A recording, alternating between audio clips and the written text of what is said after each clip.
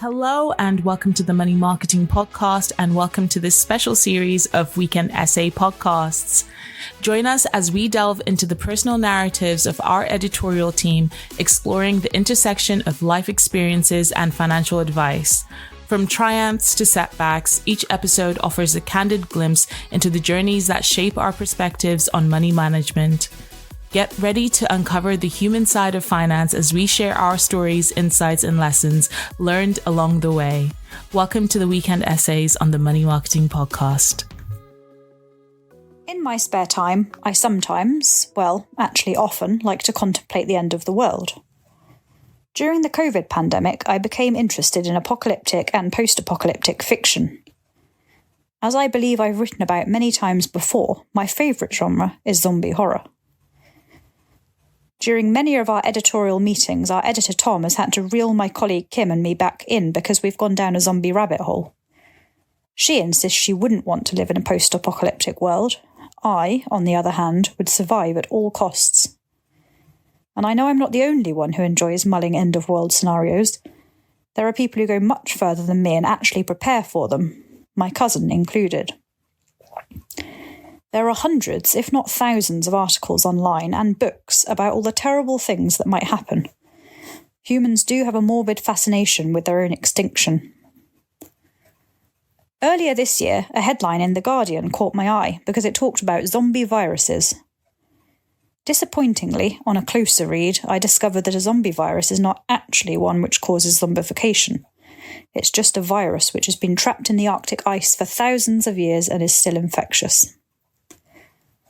This Guardian article said that as global warming continues to melt the polar ice caps, these viruses have the potential to unleash a major outbreak of disease we are unable to fight off, and this could cause the next pandemic. These sorts of articles crop up every now and again, and they're obviously slightly sensationalised and designed for clicks. But there have been numerous scientific studies into ancient viruses and bacteria, and scientists are keeping an eye on them in case they have the potential to cause an apocalyptic event.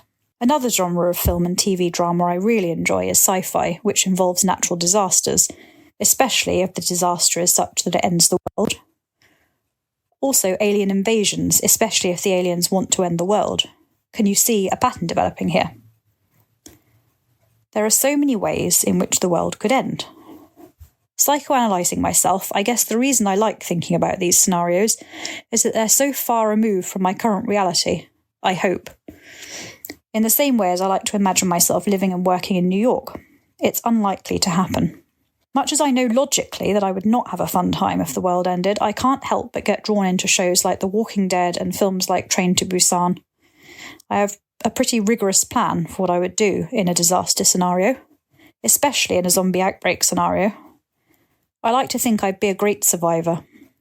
I'm not going to reveal my entire plan in this article, but it involves leaning heavily on my powers of persuasion, my cousin's country house, and a baseball bat with nails sticking out of it.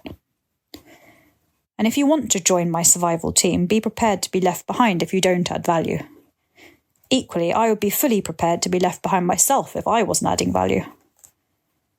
Of course, if society did collapse, money would become useless and banknotes no more than a useful firelighter. In fact, the new plastic ones may not even prove useful for that. And as soon as money has no value, it is those who are physically strong or canny who have the upper hand, as well as those who are quick to stockpile items which are essential to everyday survival. There are a surprising number of articles out there predicting what the most likely things to have value are post-apocalypse. There are obvious things like bottled water, fuel, ammunition, medicine and tinned foods, which would immediately become invaluable. But cars would become unusable in a matter of years, and ready-made things like antibiotics and tinned foods would run out too. The amount of time this would take would obviously depend on the survival rate of the human race. Some of these articles suggest sugar would be a good product to use for trading, and some even suggest that metal coins would still have some value, as they could be melted down and used to make tools and weapons. Things like seeds would also become a vital product to trade.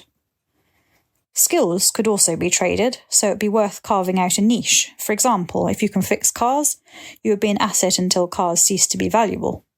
If you're a great marksman, you could offer to be a protector to a group of survivors. And if you know how to grow crops, you would be useful to a community looking to become self-sufficient. These are just a few of the hundreds of skills which could be used as bargaining chips in a zombie apocalypse, or any kind of apocalypse.